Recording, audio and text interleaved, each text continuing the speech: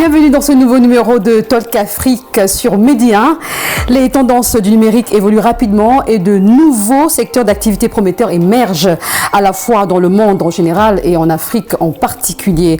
L'intelligence artificielle, le commerce électronique, la blockchain et les crypto-monnaies, l'agriculture, l'agro-business, l'habitat social, entre autres secteurs, contribuent à la croissance économique et sociale de nos pays. Le numérique s'immisce désormais dans tous les métiers, y compris les plus traditionnels, ainsi que dans toutes les technologies, les produits et les services.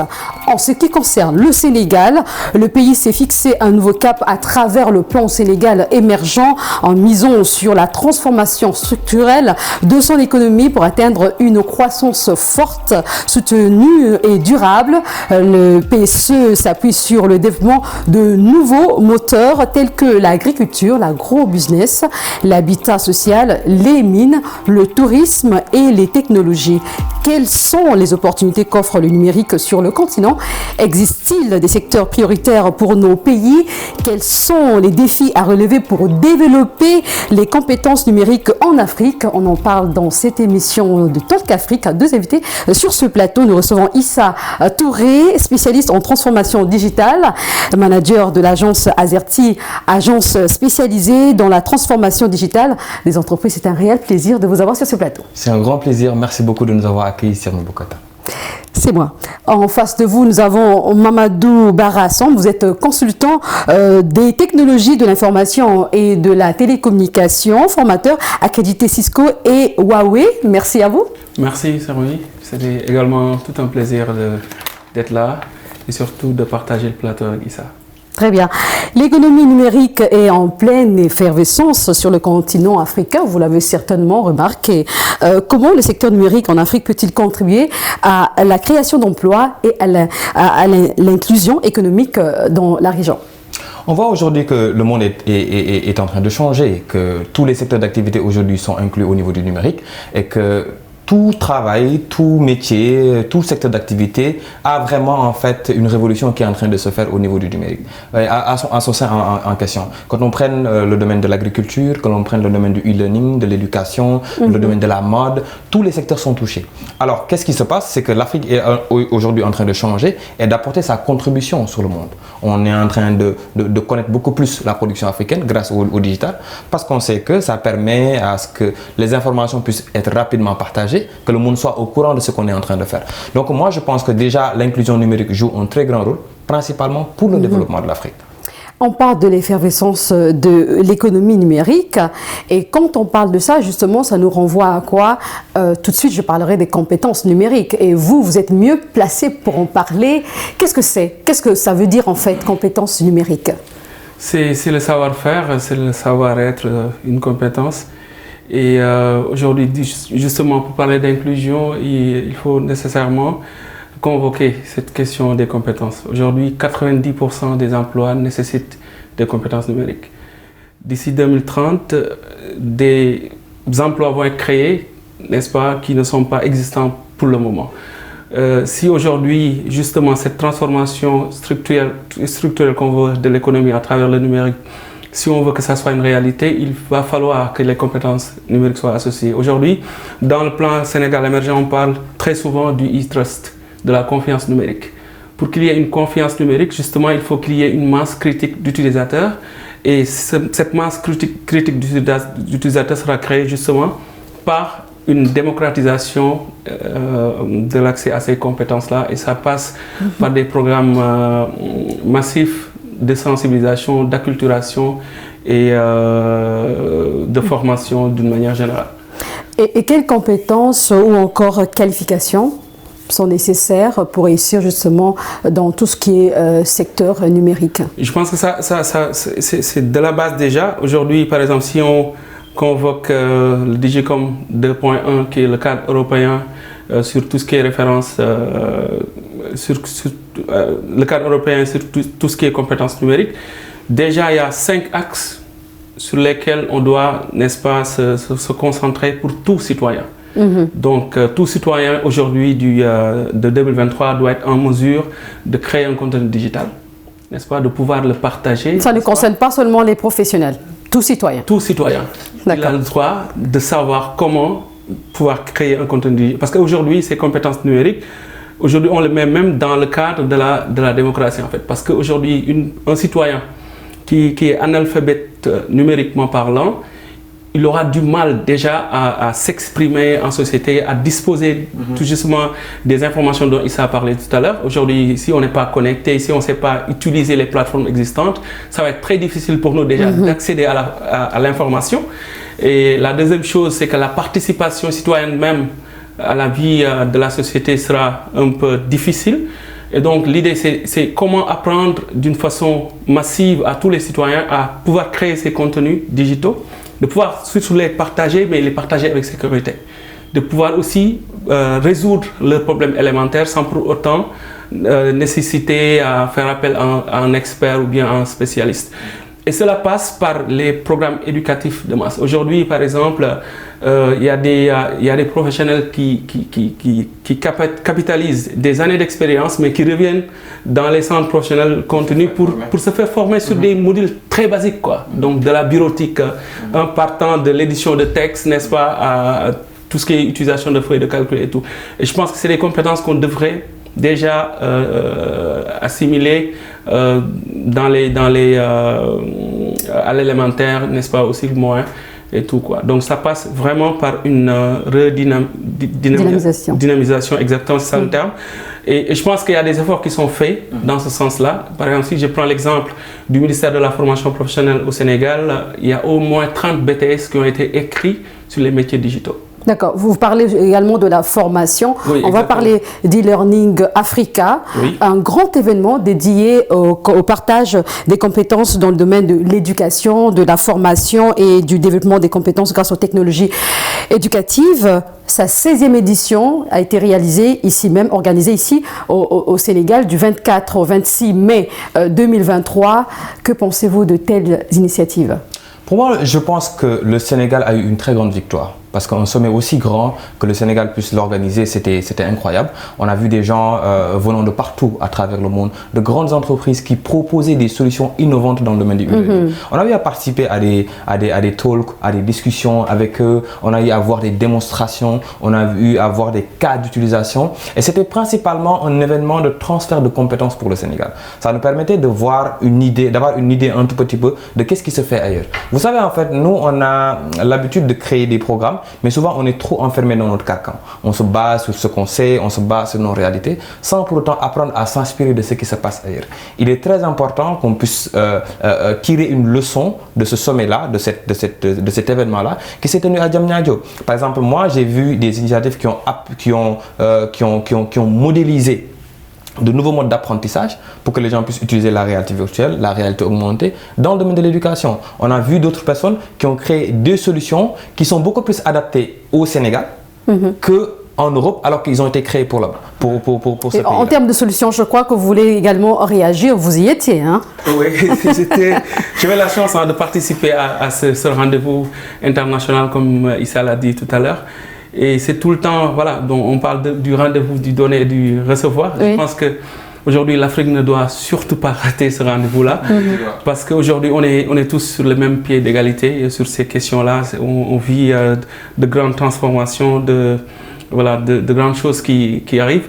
Mais justement, l'e-learning, c'est quelque chose qui s'est même imposé à nous. On en parlait, n'est-ce pas? Mais aujourd'hui, avec l'avènement du Covid-19, on s'est confronté à cette réalité-là. Et c'est là où ça peut être très difficile quand on ne planifie pas la transition vers le numérique. Parce que si on ne le fait pas, on est obligé de la vivre à un moment donné. Aujourd'hui, ce qui se passe dans le domaine de l'éducatif, soit on a le choix d'anticiper, n'est-ce pas, d'utiliser ce que nous offre, n'est-ce pas, ces compétences numériques, ces solutions numériques, je voulais dire. Je suis très... compétences, solutions numériques. Effectivement. Aujourd'hui, par exemple, dans 70 ans, un enfant sur deux sera africain. C'est un grand challenge. Hein? C'est un grand challenge. Oui, c'est une grosse opportunité, oui, mais c'est aussi un grand défi. Et donc, je pense qu'on ne doit pas rater, n'est-ce pas, cette opportunité-là que nous offre aujourd'hui toutes ces plateformes-là. Et je pense que l'expérience de l'UVS au Sénégal, c'est une très belle expérience. Effectivement, on a rencontré Jack, qui était le manager de la Force N. Et le cas d'école de l'UNCHK, qui s'appelle anciennement l'UVS, est un grand cas. Imaginez, c'est aujourd'hui, en 10 ans, la deuxième plus grande université qui a 60 000 étudiants, qui a créé des infrastructures permettant aux gens qui n'ont pas accès à Internet, d'avoir accès à Internet, d'avoir accès à un ordinateur et que les éléments basiques pour que le e-learning puisse se faire. Il y avait énormément de jeunes bacheliers qui ne pouvaient pas être orientés, aujourd'hui qui sont orientés grâce à ce programme-là. Donc du coup, le fait d'étendre même la diffusion de savoir, permettre à des jeunes de pouvoir être inclus dans le système de l'enseignement supérieur, c'est une grande victoire au niveau du e-learning. Ce que vous dites est très intéressant. Par contre, lorsqu'on voit bien cet événement, un grand événement, est-ce que tout le monde avait cette possibilité d'y participer? Vous parlez des jeunes. Je crois que tout le monde n'a pas eu cette possibilité, justement. Oui, alors actuellement, le problème qu'il y a, et c'est une bonne chose ou pas, c'est qu'on fait énormément d'événements à Diamniadio. Diamniadio n'est pas dans la porte à côté. Donc c'était très difficile pour que des jeunes qui avaient une envie de savoir, qu'ils puissent y aller. Donc ça, c'était vraiment un problème. Mais moi, je pense que c'est un problème qu'on peut résoudre rapidement en participant à la rediffusion de ces événements-là. Permettre à ce que ce soit accessible pour les gens, que les gens puissent le revoir dans les réseaux sociaux, puissent le revoir au niveau des sites internet, pour apprendre. Et en même temps aussi, les talks qui sont longs, 2 ou 3 heures de temps, les gens ne peuvent pas suivre. Faire des résumés, faire une bonne communication pour que les gens puissent tirer des leçons par rapport à ça. Parce qu'il y a des gens qui n'étaient même pas au courant que ça se faisait à Diamniadio. Voyez un peu. Donc du coup, d'où c'est important qu'il y ait une grande victoire pour le Sénégal, qu'on amène les plus grandes têtes du e-learning, les plus grandes entreprises. Moi, j'ai rencontré les DADB, j'ai rencontré la coopération allemande, j'ai rencontré des gens qui étaient incroyables, qui ont créé des solutions et des programmes sur le e-learning partout au Bangladesh, aux États-Unis et ailleurs. C'est une grande opportunité. Il faut que quand ces types d'événements-là s'organisent, il faut qu'on tire des leçons par rapport à ça et qu'on le redistribue à la population. Alors, j'aimerais bien... Oui, allez-y. Sur ce que Issa vient de dire, je pense qu'il est aussi important de synchroniser les programmes qu'on organise au Sénégal. Parce qu'au même moment où il y avait le salon e-learning, il y avait aussi le forum sur les ICC. Oui, exactement. Voilà, sur les ICC, sur les industries créatives et culturelles. Mais est-ce que, déjà, dans la même semaine... Désolée de vous interrompre, mais j'ai envie de vous dire, il y a tellement de forums, tellement de séminaires. C'est l'intérêt que le monde porte à notre pays, qui est le Sénégal, à l'Afrique, qui est l'avenir du monde. Est-ce que c'est vraiment suffisant pour outiller assez les jeunes Africains? Mais je pense déjà, comme je l'ai dit tantôt, il va falloir faire un travail de synchronisation en amont. Ça, c'est un déjà, pour que les agendas soient très bien planifiés et aussi que l'information soit très bien véhiculée, en fait. Aujourd'hui, tout le monde n'était pas au courant. Moi, j'avais marqué, par exemple, sur mon agenda qu'il y avait le e-learning Africa, mais je n'avais pas entendu parler de l'événement. Oui, la communication n'était pas vraiment résonante. Il a fallu que je regarde le statut d'une amie pour voir, mais attends, sa tête, et c'était tenu à Dakar. Et je suis allé le 3e jour, mais malgré ça, j'ai profité des stands et tout, discuté avec tous les acteurs qui étaient présents, et c'était super intéressant. Et je pense qu'aujourd'hui, un acteur éducatif ou numérique qui rate e-learning Africa, c'est vraiment une opportunité. D'accord. Alors, Issa Touré, vous êtes spécialiste en transformation digitale. Les secteurs tels que l'agriculture, l'agrobusiness exigent les ressources financières et matérielles importantes pour concrétiser les projets, qu'ils soient étatiques ou personnels. Comment y parvenir? Alors déjà, c'est embrasser la technologie d'abord. On sait que je suis un digital ambassadeur, mais je vais dire que le synchroniser avec la technologie. Pourquoi? Parce que je vais vous donner juste un petit exemple. Il y a une entreprise qui s'appelle Nvidia, qui est dans les cartes graphiques, qui a créé ce qu'on appelle le Omniverse. Le Omniverse, c'est quoi? C'est un système qui te permet, si tu es dans l'agriculture, dans l'industrie, dans l'automobile, au lieu de faire des investissements financiers, comme vous venez de le dire, de pouvoir les virtualiser et de faire ces tests virtuellement, d'avoir ces résultats avant de les mettre en pratique. Donc ça te permet de gagner du temps, ça te permet de gagner de l'argent. Donc du coup, déjà, quand on parle des challenges qu'il y a au niveau, dans tous les secteurs d'activité qui sont les points clés du développement de l'Afrique, pour les faciliter, pour les permettre, pour que ça puisse exister ou qu'on puisse bien le développer, il faut y faire une inclusion numérique d'abord. Parce que ça permet d'avoir le contrôle, ça permet d'avoir des données qui sont le nouveau pétrole, ça permet faire de la prévision et de gagner du temps et de gagner de l'argent principalement. Donc moi je pense que ce soit les organismes privés, que ce soit les organismes publics, ils devraient inclure le plan numérique dans tous ces secteurs d'activité. Ça veut dire que l'État ou encore ces acteurs-là doivent collaborer, doivent travailler ensemble. Yes, bien sûr, ils doivent collaborer ensemble, mais l'État aussi doit travailler sur la capacitation. Je te laisserai développer sur ça. Ah oui. Exactement. En tout cas, c'est un point que j'aime toujours aborder. Oui, sans cet effort-là, n'est-ce pas, de capacitation, parce qu'on parle ici de capital humain. Hein. Je pense que c'est notre ressource. C'est notre pétrole en réalité, le capital humain. Donc, du coup, aujourd'hui, oui, je pense qu'il est grand temps au Sénégal que des états généraux sur l'éducation soient organisés. Il n'y a pas que le Sénégal aussi. Hein? L'Afrique d'une manière générale, parce qu'après, parler du Sénégal, c'est également parler. C'est vrai que si on parle du Sénégal, c'est vraiment aussi tout l'écosystème autour du Sénégal, tous les pays autour, parce qu'après, on vit les mêmes réalités, quoi. Donc, c'est les mêmes problématiques généralement et les mêmes défis. Donc, je disais aujourd'hui que on doit repenser l'éducation au Sénégal et en Afrique d'une manière générale. D'accord ? Aujourd'hui, mettre les programmes numériques dès l'élémentaire, je pense que c'est un must. Il y a un ami, par exemple, Malik Faye, qui est l'un des talents aussi dans le domaine du numérique au Sénégal. Il a toujours prôné le bac numérique au Sénégal. Wow. Pourquoi pas une série numérique? Genre aujourd'hui, après le BFM, on est directement orienté sur des questions liées au codage. Ça veut dire que quelque part, ce sont des défis. Hein. Oui. Là, on va parler même de la souveraineté numérique. Comment y arriver? Est-ce que vous pensez qu'aujourd'hui, l'Afrique est prête à relever ces défis pour atteindre justement cette souveraineté numérique? Mais la souveraineté numérique commence d'abord par des infrastructures. Donc là, c'est le plus grand challenge. Actuellement, on n'a pas le contrôle sur nos données. Récemment, le Sénégal a été attaqué parce qu'on utilise des serveurs qui ne sont pas très bien protégés. Donc ça, c'est déjà un grand problème. L'autre chose aussi, c'est que quand on parle de fibre et quand on parle d'accès à Internet, on parle souvent de câbles qui nous traversent mais que nous, on n'a pas amené chez nous. Donc le problème principal au niveau de la souveraineté numérique, c'est le problème des infrastructures. C'est vrai que l'État a fait des travaux en ce sens-là. Autant pour moi, par exemple, on a le pacte des technologies numériques, on a le programme Sénégal numérique 2025, on a le programme Sénégal digital. Donc, il y a énormément de programmes qui sont en train d'être créés. Il y a les data centers de Diamniadio, il y a le Sénégal numérique qui est là. Donc, il y a énormément de programmes qui sont en train d'être faits. Il faut que le Sénégal ait d'abord un contrôle sur ses données. D'abord.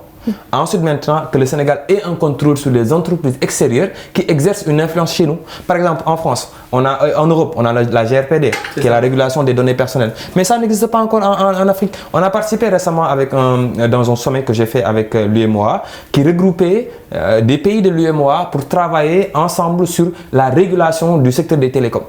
Donc, une régulation, un projet de loi qui est un projet de loi commun et régional qui nous permettra d'avoir un contrôle au niveau de nos données. Donc, il y a des travaux qui sont en train d'être faits, mais ce n'est pas suffisant. Vous parlez du Sénégal.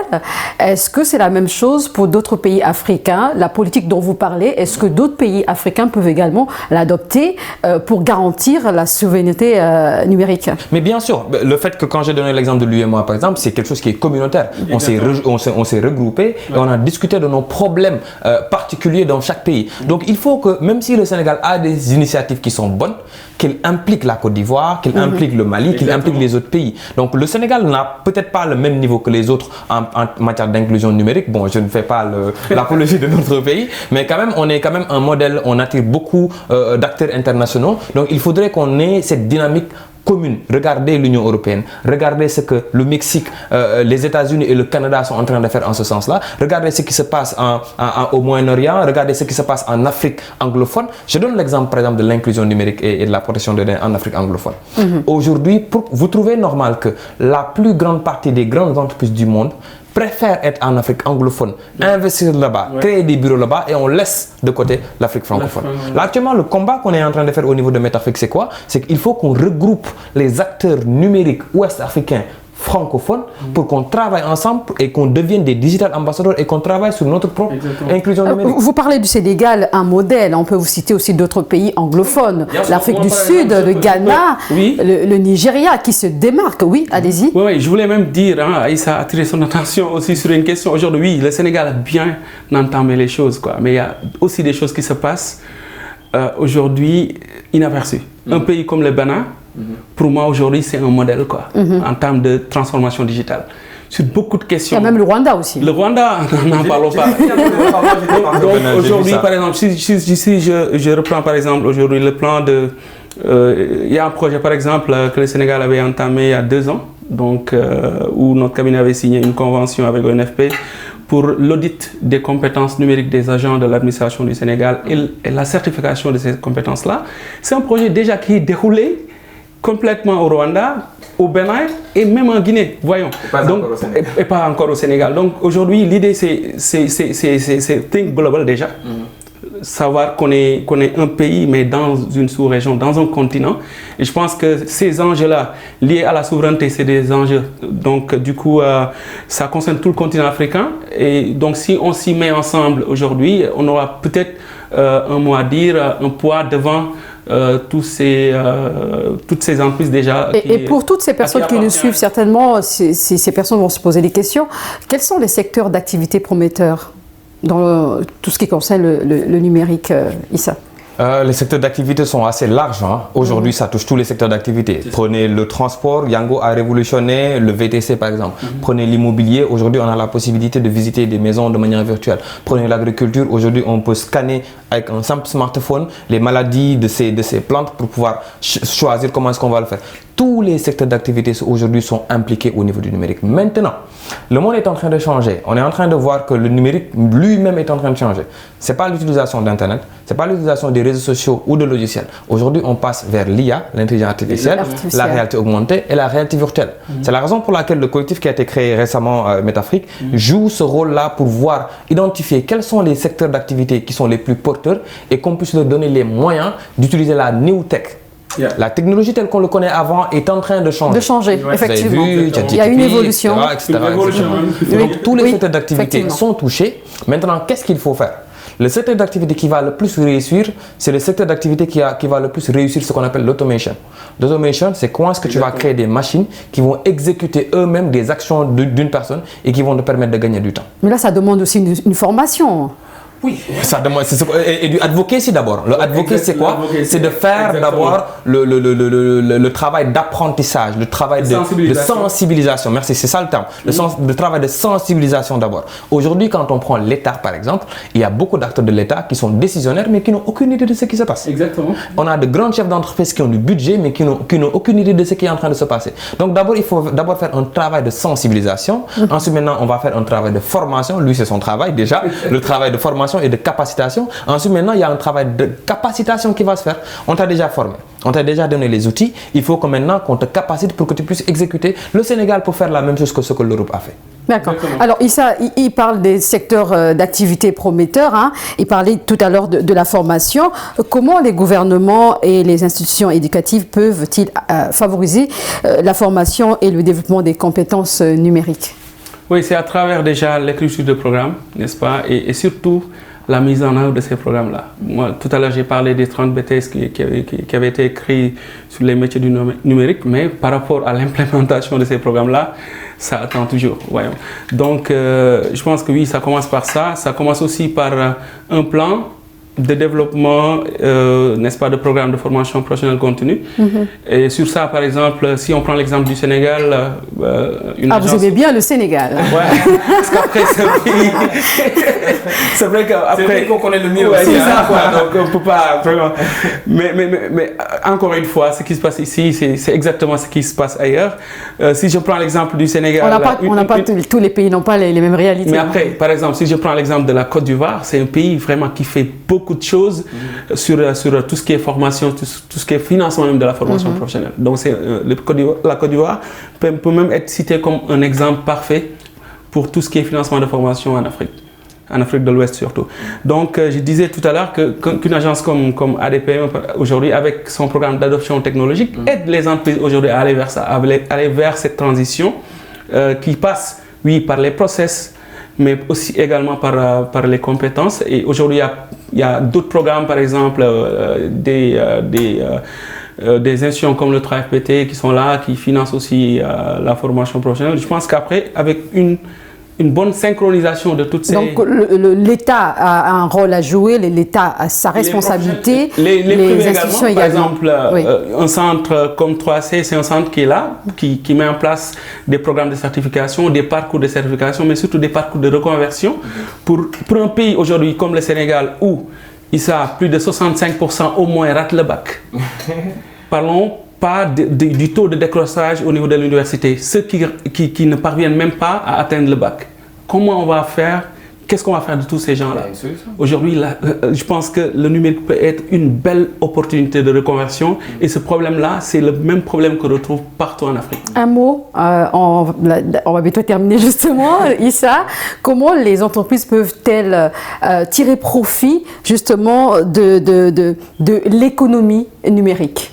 Alors, moi, je pourrais déjà dire que la première manière qui leur permettrait de pouvoir en tirer profit, c'est de l'inclure dans leur programme en question. Beaucoup d'entreprises parlent aujourd'hui de digitalisation, mais ce n'est pas dans leur process. La deuxième chose, pour leur permettre de pouvoir réussir ça, il faut qu'ils attirent les talents locaux. Il y a énormément de jeunes qui sortent des écoles, qui sont très bien, mais qui ne parviennent pas à trouver de l'emploi alors qu'ils sont très bien. Par exemple, prenez des initiatives comme Freelance, par exemple, qui prennent des jeunes et qui les mettent dans une plateforme, s'ils ont une compétence, qu'ils puissent travailler avec les entreprises. Donc du coup, le deal principal, c'est que les entreprises doivent démocratiser les travaux qu'ils exécutent et le donner aux jeunes. Ah, merci beaucoup. Exactement, ça c'est un élément qui est très important. Ensuite, maintenant, les accompagner, les former et les former plutôt et les inclure dans leur propre programme. Merci beaucoup pour toutes ces réponses. Malheureusement, nous sommes arrivés à la fin de cette émission. À l'instant, Issa Touré, spécialiste en transformation digitale. Vous êtes également manager de l'agence Azerty, agence spécialisée dans la transformation digitale des entreprises. Merci à vous. Merci beaucoup, Sirmi. Également, Mamadou Bara Samb, vous êtes consultant des technologies de l'information et de la technologie. Vous êtes formateur accrédité Cisco et Huawei. Merci également à vous. Merci, Sirmi. C'est un réel plaisir. C'était un plaisir partagé. Vous l'avez compris, c'est la fin de cette émission. Merci de l'avoir suivi et surtout, prenez soin de vous.